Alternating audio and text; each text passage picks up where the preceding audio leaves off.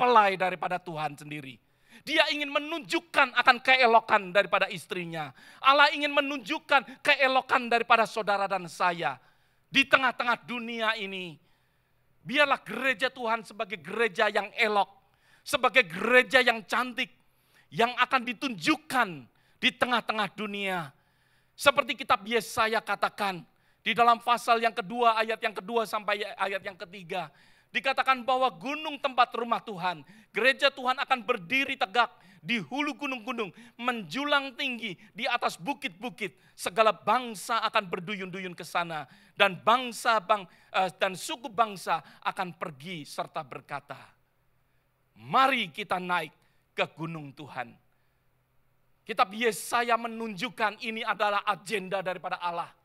Agenda daripada Allah yaitu membawa akan gerejanya menjadi gereja yang cantik, yang akan berada di bukit-bukit, yang akan menjadi semua orang melihat akan keelokan daripada gerejanya.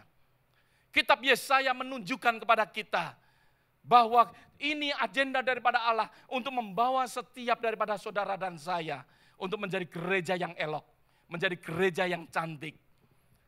Dan di situ orang akan melihat, orang akan pergi ke gunung Tuhan dikatakan. Dan juga dikatakan, supaya ia mengajar kita tentang jalan-jalannya. Dan supaya kita berjalan menempuhnya, sebab dari Sion akan keluar pengajaran. Perhatikan, saudara bisa garis bawain, dari Sion akan keluar pengajaran. Dari Sion, di mana Sion? Siapa itu Sion? Sion yaitu gereja Tuhan. Sion yaitu saudara dan saya. Dari Sion, dari mempelai Tuhan, akan ada pengajaran. Di mana Yesus sendiri akan memberikan pengajarannya. Tetapi kita melihat apa yang ada di dalam kitab Ester, saudara. Apa yang ada di dalam kitab Ester? Yang ada yaitu Ratu Wasti. Ratu Wasti tidak mau menunjukkan akan keelokannya. Ratu Wasti tidak mau menunjukkan akan keelokannya. Dan apa yang terjadi? Kenapa dia tidak mau menunjukkan akan keelokannya? Apa yang terjadi? Di dalam ayat yang ke-17, saudara bisa lihat.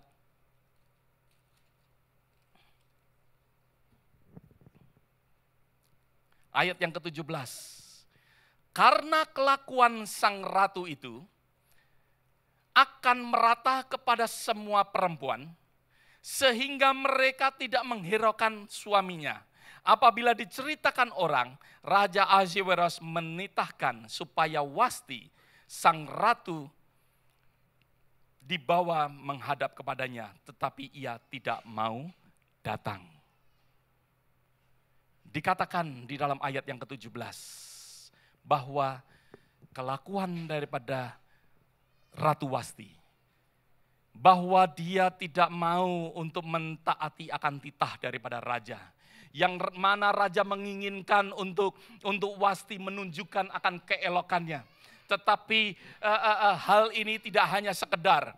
Hal ini tidak hanya sekedar Wasti tidak mau, tetapi disitulah menjadi sesuatu pengajaran bagi yang lain. Kita bisa melihat di sini bahwa tadi yang dikatakan daripada kitab Yesaya pasal yang kedua, ayat yang kedua dan ketiga, bahwa dari Sion akan keluar pengajaran. Dari Sion akan keluar pengajaran, yaitu pengajaran yang baik, tetapi karena ketidakmauan daripada Ratu Wasti, maka dari itu yang keluar, yang mengalir, yang mengajar kepada wanita-wanita yang lain. Pengajaran yang keluar daripada Ratu Wasti adalah suatu pengajaran, sesuatu rebellion, sesuatu pemberontakan terjadi.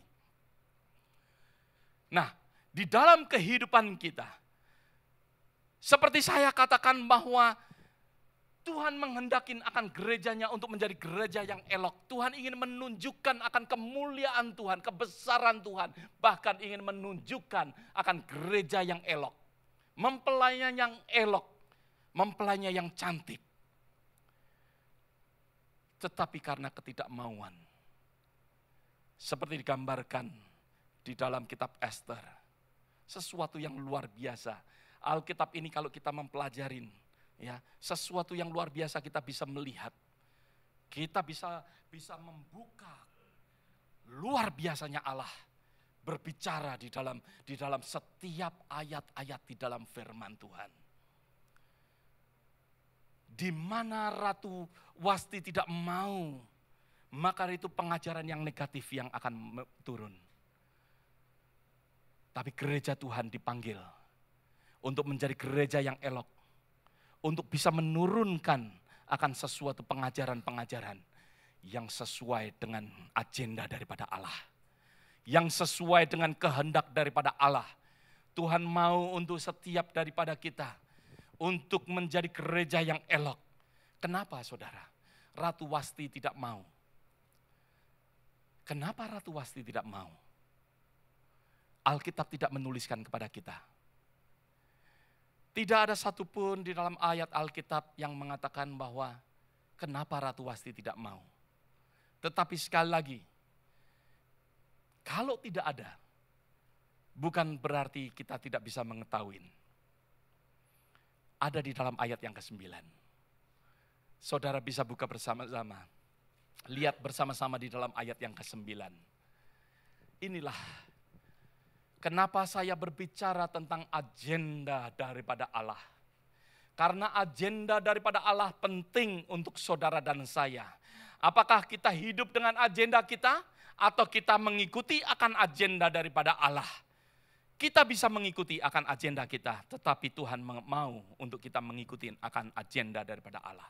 Di dalam ayat yang ke-9 dikatakan juga Wasti sang ratu mengadakan perjamuan bagi semua perempuan di dalam istana Raja Ahasiweros. Mungkin sulit untuk kita mengetahui. Agenda daripada Raja Ahasiweros adalah membuat sesuatu perjamuan yang besar dengan semua para pembesar, dengan semua pejabat-pejabat, sida-sida, bahkan semua pegawainya. Mereka ada di dalam sesuatu agenda daripada Raja Ahasiweros. Jadi yang berada di dalam istana adalah agenda daripada raja. Semua katakan amin. Nanti saudara akan mengerti kalau saudara mengikuti akan hal ini. Bahwa dikatakan di dalam ayat yang ke-9 bahwa Ratu Wasti mempunyai sesuatu pesta yang lain. Saudara bisa melihat akan hal itu. Ratu Wasti tidak mengikuti akan agenda daripada Allah. Daripada Raja Ahasiweros. Ratu Wasti mengikuti akan agenda yang mana agendanya sendiri. Ahasiweros membuat sesuatu pesta yang besar yang seharusnya istrinya mengikuti akan agendanya. Yaitu apa agendanya? Untuk menunjukkan akan kebesarannya, untuk menunjukkan kebesaran akan keelokan daripada istrinya. Tetapi Ratu Wasti mempunyai agenda sendiri. Ratu Wasti mengadakan pesta sendiri bersama dengan perempuan-perempuan yang lain dikatakan dalam ayat itu.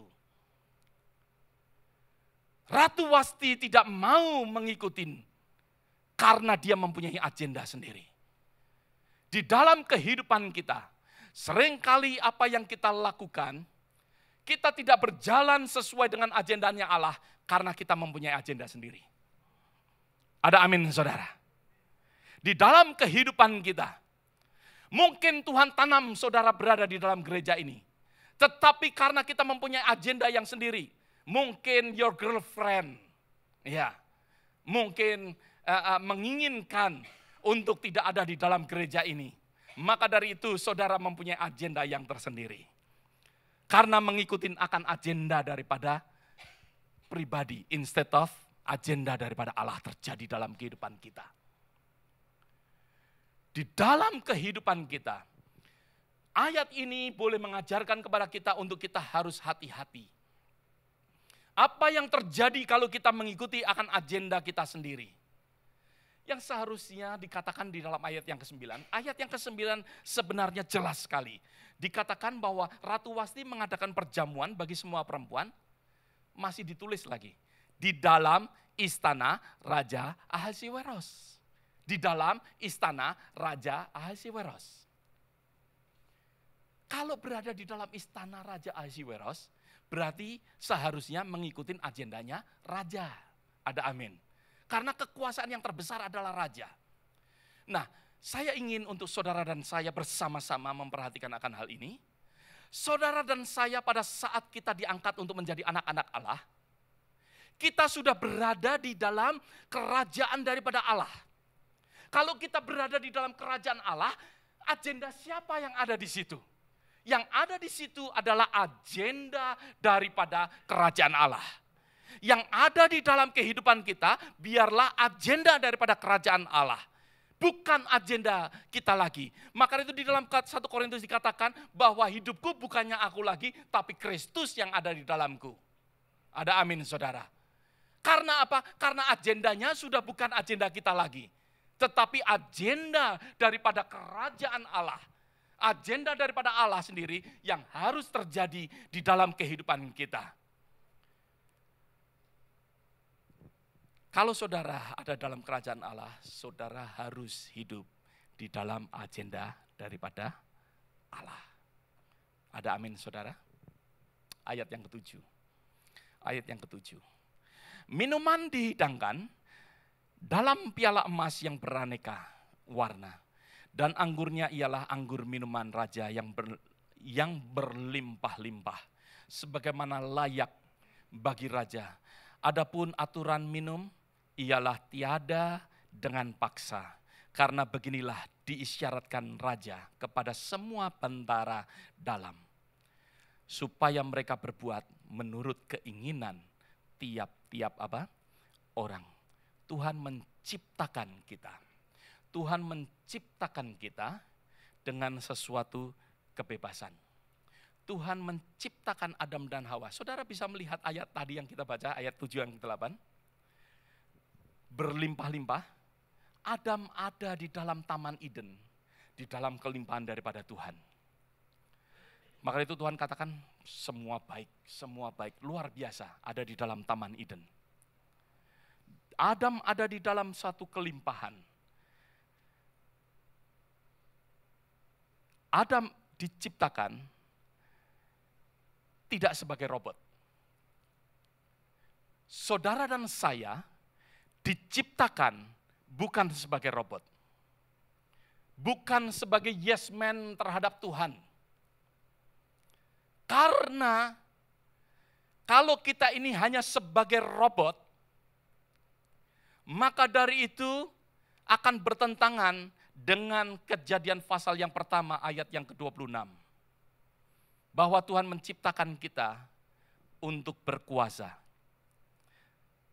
Kalau kita sebagai robot, maka dari itu kita tidak akan bisa berkuasa.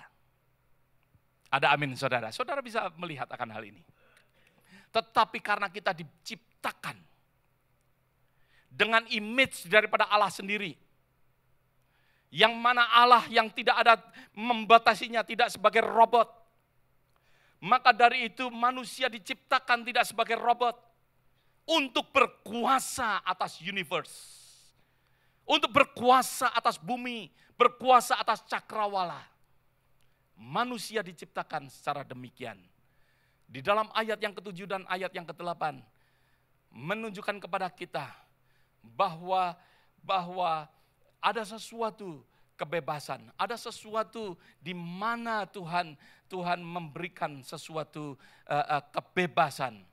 Tetapi seringkali kita mau belajar bahwa kebebasan kita yang Tuhan berikan bisa kita salah gunakan. Untuk kita membuat agenda kita sendiri instead of kita berjalan dengan agenda daripada Allah.